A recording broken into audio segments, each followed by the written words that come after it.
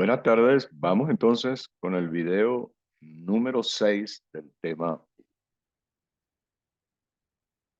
Vamos a compartir el material, ¿verdad? Lo tengo. Déjenme ver en qué tamaño lo puse. Sí, creo que está apropiado para... Ok, aquí está.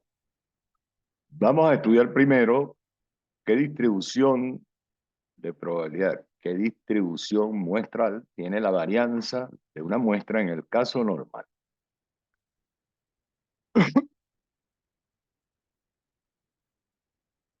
Si tenemos una población normal con media mu y varianza sigma al cuadrado y tenemos una muestra aleatoria de tamaño n de esa población, nosotros definimos el estadístico que llamamos S cuadrado y que llamamos, ya lo conocemos de la lección anterior, la varianza muestral insesgada o varianza muestral corregida, como la quieran llamar, es la suma de las desviaciones cuadráticas de las observaciones muestrales respecto a la media de la muestra entre n menos 1. Bueno, es complicado matemáticamente. Voy a hacer una demostración esquemática de que el estadístico y n-1 por la varianza muestral entre la varianza de la población sigue una distribución chi cuadrado o chi cuadrado con n-1 grados de libertad. Y también se puede demostrar, ¿verdad?, que ese cuadrado, la varianza muestral, se distribuye gamma con el parámetro R es n-1 entre 2 y el parámetro lambda es n-1 entre 2 sigma cuadrado. Esto lo pueden demostrar ustedes muy fácilmente con el material que está en la lección 2 y 3. Vamos a regresarnos aquí. Vamos a trabajar con el numerador de la definición de la varianza muestral. La suma de las desviaciones cuadráticas respecto a x barra, yo la puedo, dentro del paréntesis, yo sumo y resto mu y me queda esto. Vamos a hacerlo paso a paso. Desarrollo ese cuadrado. Entonces será la suma de las x y menos mu al cuadrado menos 2 veces x barra menos mu por la suma de x y menos mu. Más el último término no depende del subíndice n, entonces será n veces x barra menos mu al cuadrado.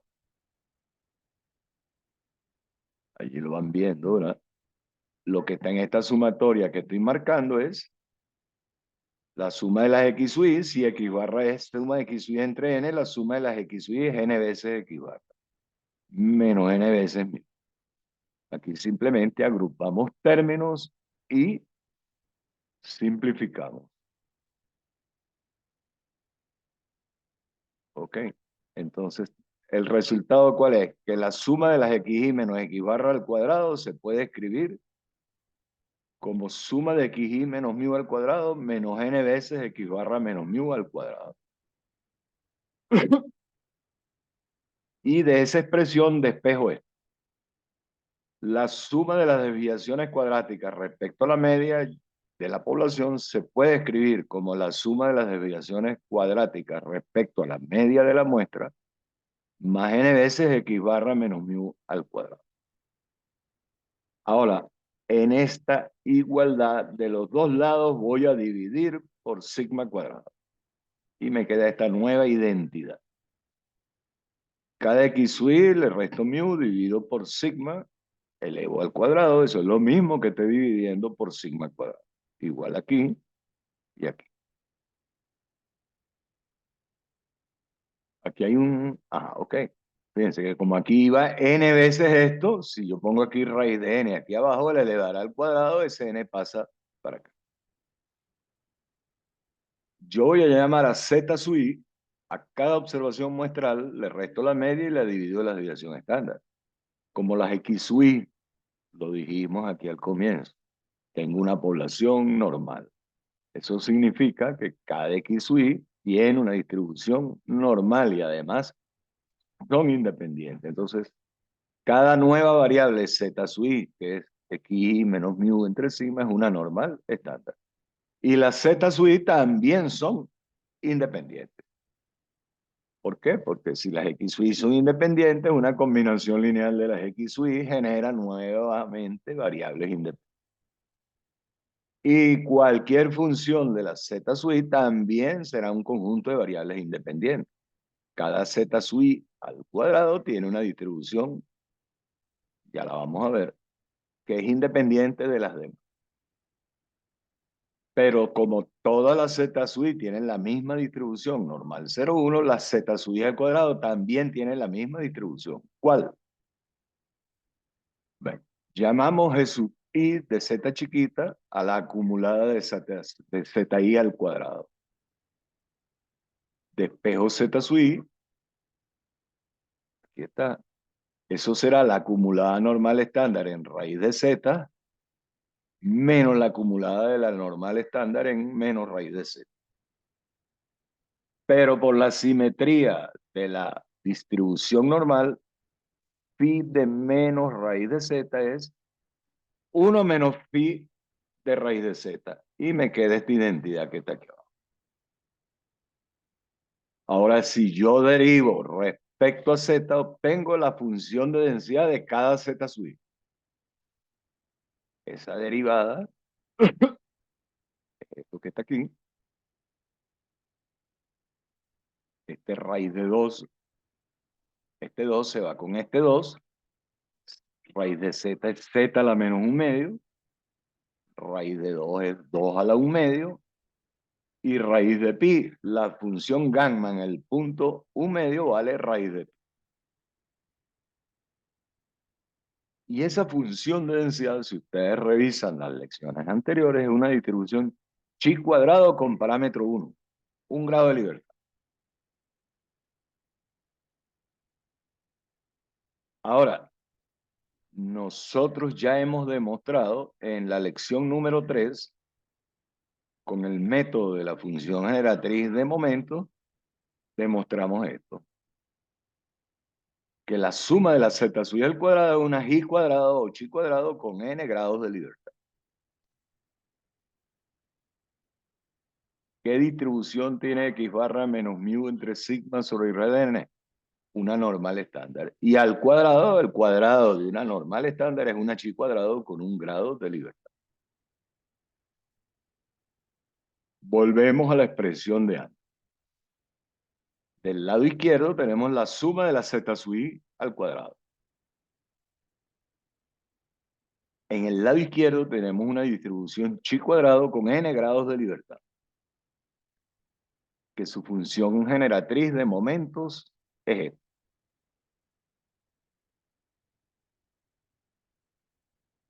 Y aquí está. Esa función generatriz la puedo descomponer en dos pedacitos. El producto de esta a la n-1 por el producto de esta. El segundo término de esta otra igualdad es la función generatriz de una chi cuadrado con un grado de libertad. Entonces, ¿cuál es el argumento heurístico? La función generatriz del lado izquierdo es una distribución chi cuadrado con n grados de libertad. Que si yo la factorizo queda el producto de una chi cuadrado con n menos 1 y una chi cuadrado con un grado de libertad. Entonces, cuando dos variables independientes, su función de generatriz de la suma es la función generatriz de la suma de dos variables independientes, el producto de las funciones generatrices de momento. Entonces resulta que lo que está en el lado izquierdo es la función generatriz de momento de una distribución chi cuadrado n. Y yo la acabo de expresar, su función generatriz, como el producto de dos factores, cada uno correspondiendo a una chi cuadrado con n-1 y chi cuadrado con un grado de libertad. Entonces, el lado izquierdo corresponde a una chi cuadrado con n grados de libertad. El segundo corchete a una distribución chi cuadrado con n menos 1 y el último, un chi cuadrado con un grado de libertad. ¿Cuál es la condición, la conclusión? Que la nueva variable y, ¿verdad?, que es la suma de las xi menos x barra al cuadrado sobre sigma al cuadrado, multiplico y divido por n menos 1, lo que me queda aquí en la sumatoria que es s cuadrado, y esta es una demostración heurística. N menos 1 veces la varianza muestral entre sigma cuadrado sigue una chi cuadrado con n menos 1 grados de libertad. Y bueno, lo que les dije, esto está demostrado en la lección número 2. Que una combinación lineal de una variable gamma también es gamma. Y en este caso particular corresponde a esta que está aquí.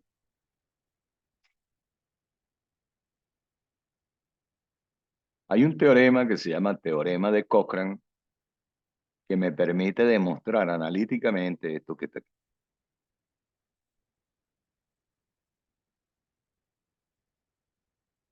Cuando la población no es normal,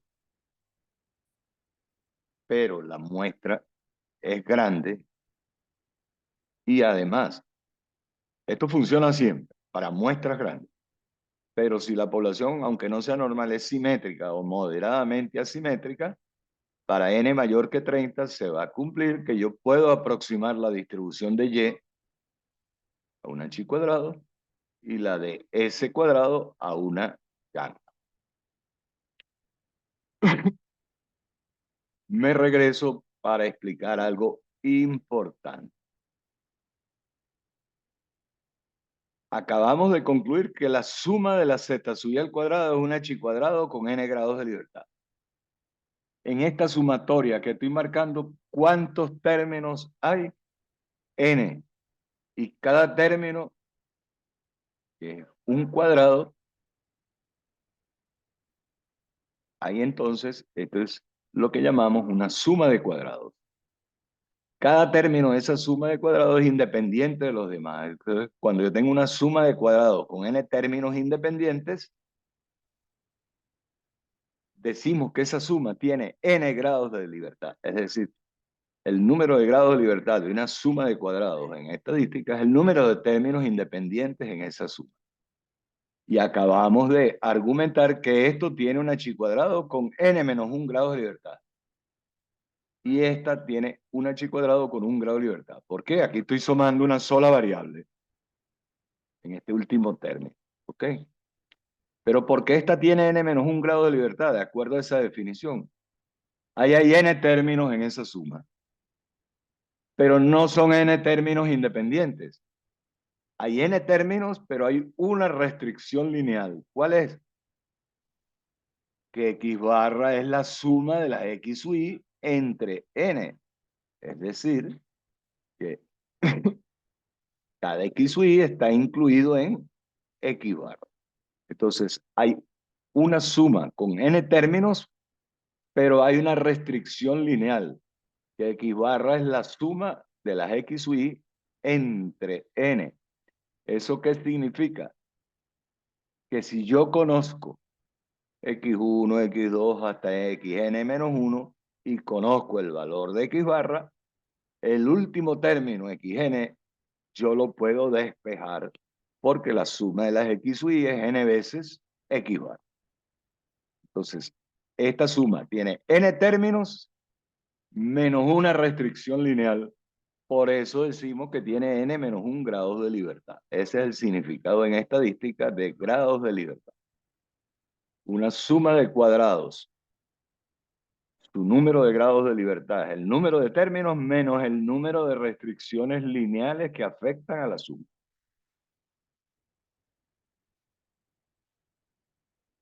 Bueno, regresamos aquí. Vamos a considerar dos aplicaciones muy prácticas de la varianza muestral. Partimos de aquí. N-1 por la varianza muestral entre sigma cuadrado es una, aquí está sobrando esto, ¿verdad? Siempre es bueno corregir. De todas maneras, todos los archivos de todas las lecciones yo se los voy a mandar. Escribo esta expresión probabilística. La pelea de que Y tome un valor entre A y B es 1 menos alfa. Y es esto que está aquí. Vamos a elegir los valores A y B de tal forma que por encima de B haya un área de alfa medio. Es decir, B va a ser el percentil 1 menos alfa medio de un h cuadrado con n menos 1 grados de libertad. ¿Por qué? Porque esto sigue un h cuadrado. Y por debajo de A vamos a elegir un área alfa medio. O sea, el área alfa que falta para 1 lo voy a repartir en alfa medio por debajo de A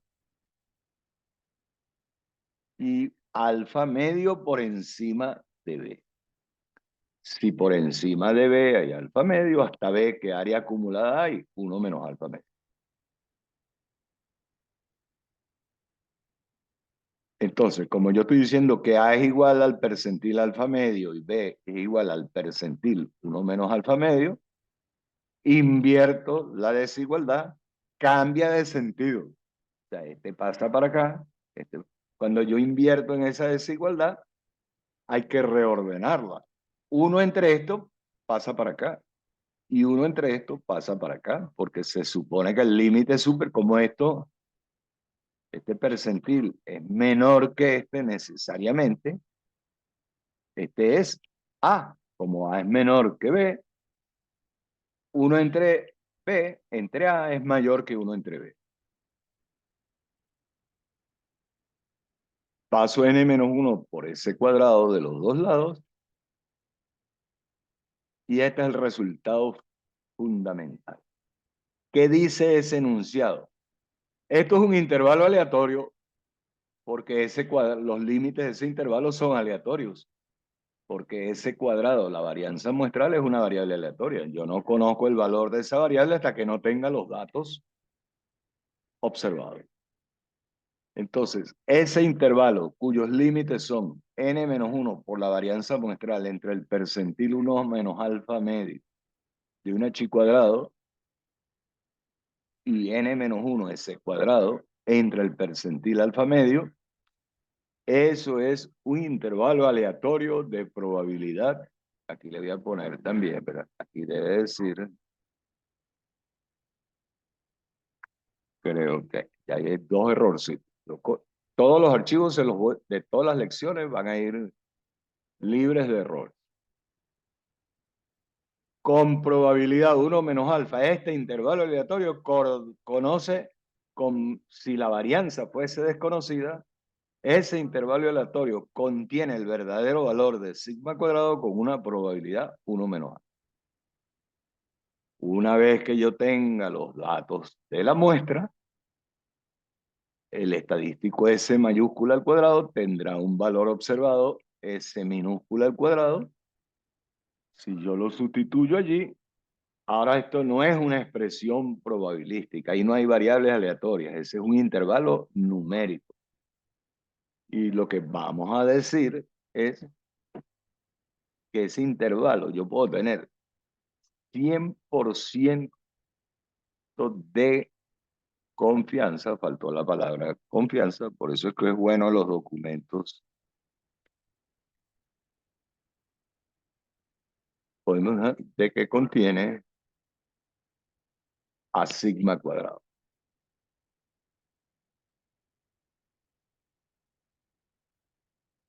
Es decir, si yo construyera 200 intervalos en alrededor de 100 por 1 menos alfa por ciento de los intervalos,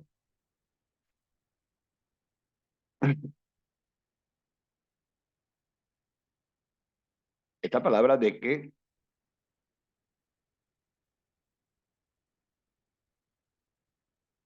vamos a dejarlo así, esa es una redacción chimba.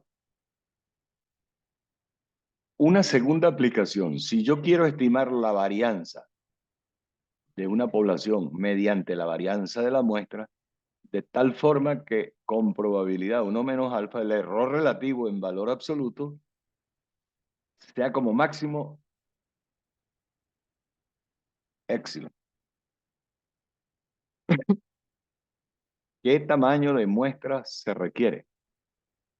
No me gusta este. Yo no estoy seguro que esta sea la letra. Déjenme chequear aquí, rapidito. Insertar ecuación.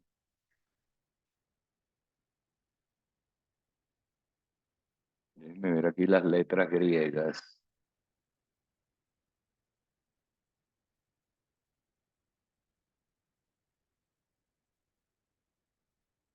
Debe ser este. Aquí. La otra letra griega, epsilon minúscula, es la que yo utilizo para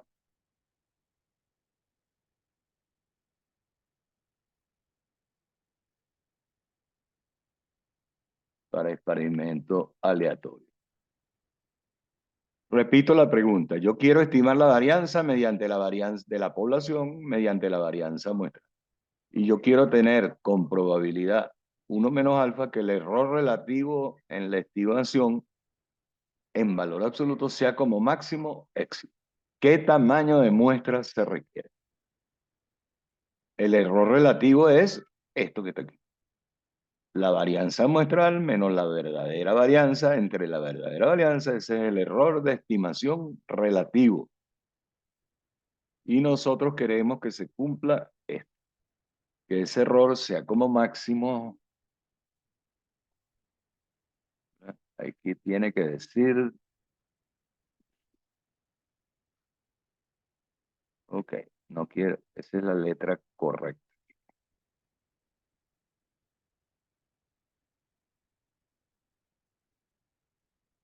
Yo quiero que ese error relativo en valor absoluto sea como máximo epsilon.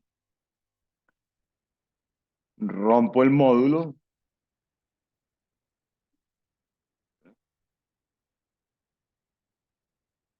y queda esto que está aquí. S cuadrado menos sigma cuadrado entre sigma cuadrado entre menos epsilon y epsilon es 1 menos alfa.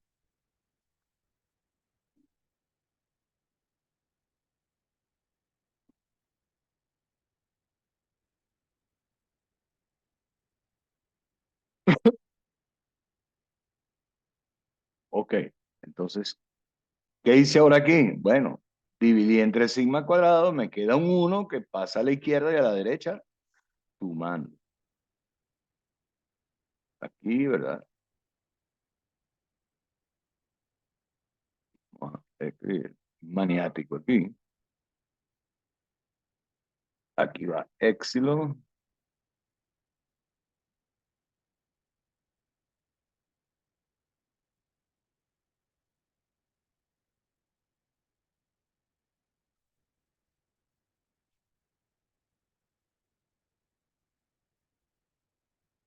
¿Cuál es la expresión?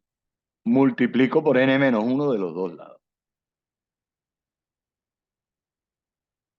¿Qué dice esta ecuación? Que S cuadrado entre sigma cuadrado está entre este punto y este punto con probabilidad 1 menos alfa. Vamos a llamar alfa 1 a la probabilidad de que la variable...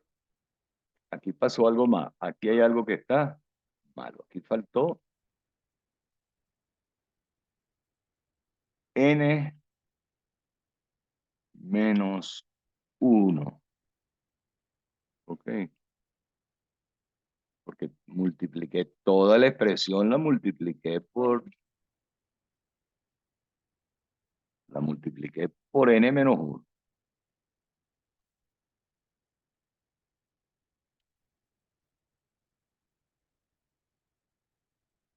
¿Ok? Y ya sabemos que lo que está en el medio es una variable y con una chi cuadrado, bastantes errorcitos de ortografía.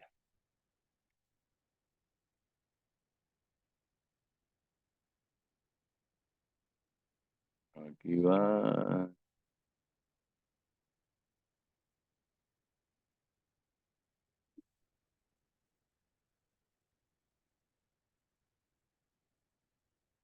ok. Entonces vamos a llamar alfa 1 al área por debajo de este punto.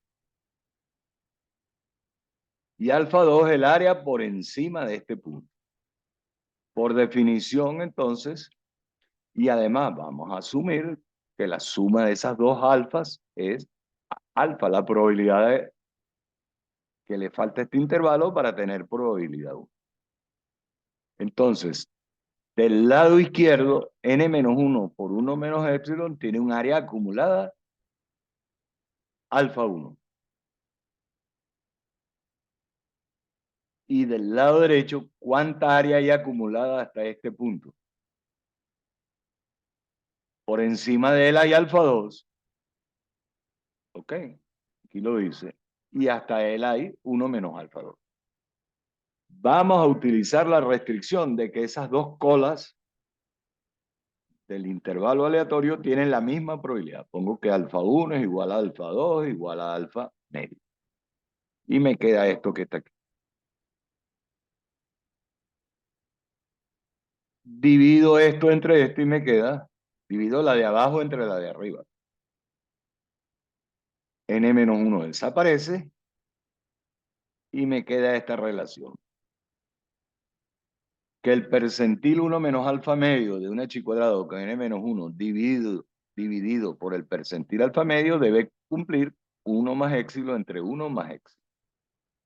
Debe ser igual a la relación 1 más épsilon entre 1 menos épsilon.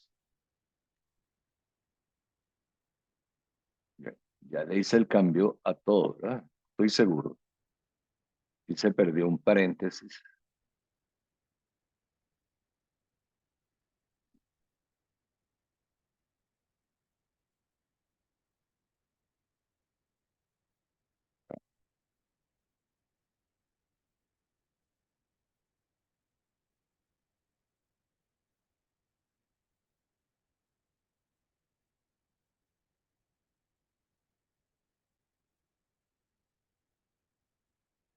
¿Qué es lo que no quiere agarrar el... Aquí tiene que decir, tiene que agarrarlo, vamos a ver.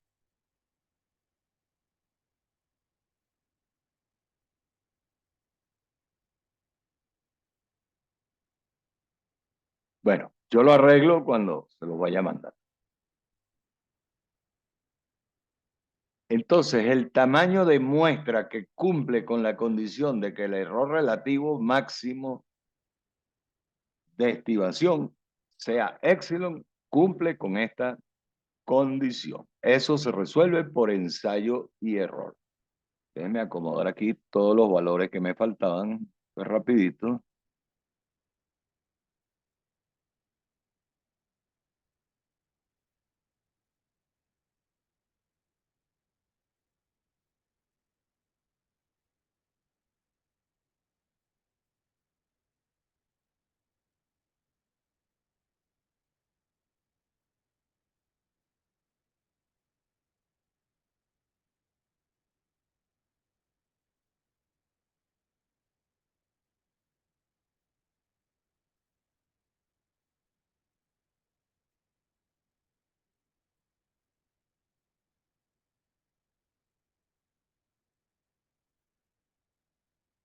Es más fácil copiar esto, ¿verdad? No, ya está listo. Ok.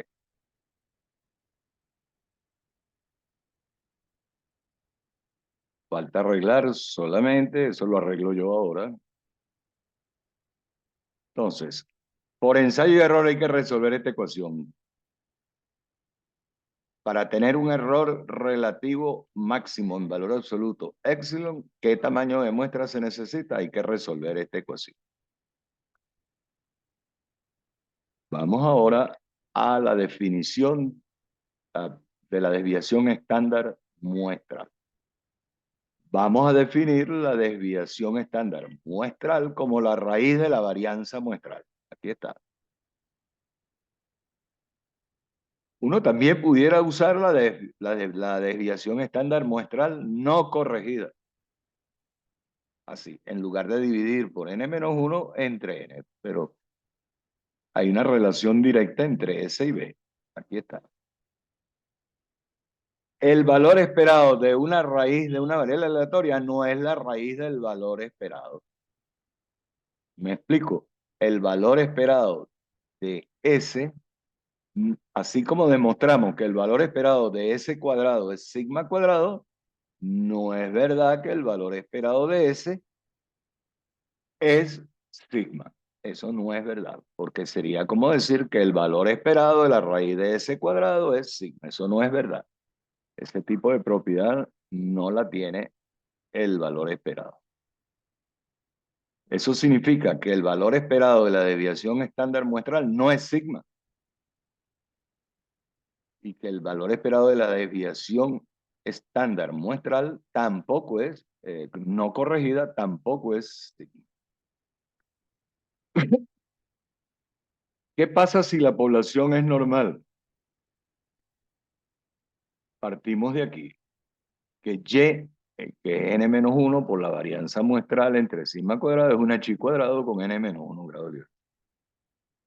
U es igual a raíz de Y. ¿Quién es raíz de Y? Esto que está. Se puede demostrar, es sencillo, laborioso, pero es sencillo, que la función de densidad de raíz de Y es esta que está aquí.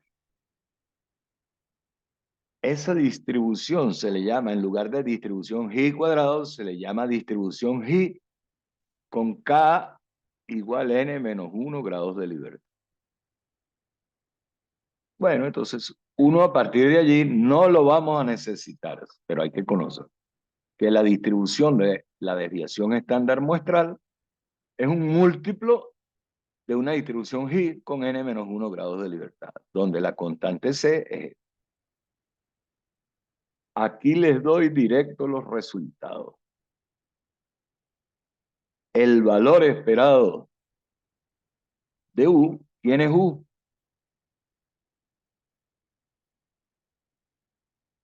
Raíz de n-1 por S sobre C. Que el valor esperado de U es esto y que la varianza de U es esto. Cuando n es grande, ¿qué va a pasar?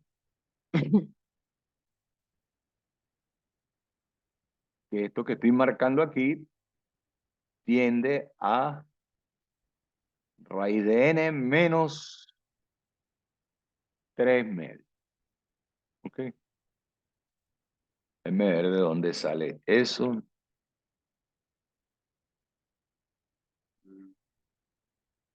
Bueno, se puede demostrar. Aquí simplemente ustedes saben que si n es grande, n-1 tiende a n, gamma de n medios. Déjenme chequear algo aquí, no vaya a ser.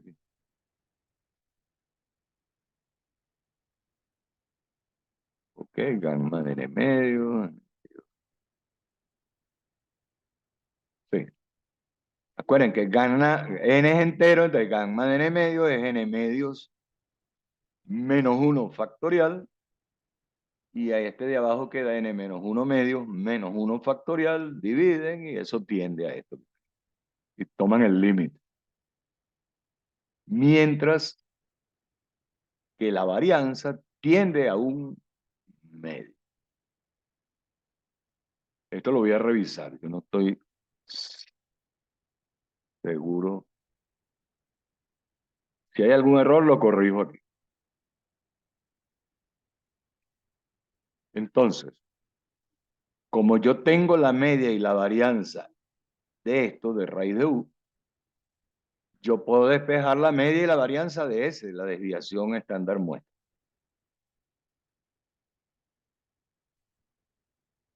¿Vale? Como yo sé que esto es igual a esto, de ahí despejo el valor esperado de S. Recuérdense que aquí raíz de n menos 1 sobre sigma se va para arriba, despejo y me queda que el valor esperado de la desviación estándar muestral es un coeficiente que estoy marcando aquí por sigma. Mientras que la varianza va a ser esto que tengo. Ahí hay algo que está ok. Y la varianza de la desviación estándar, estos detalles matemáticos no le hagan mucho caso. Lo que interesa son los resultados. Cuando n tiende a infinito, esto va a tender a.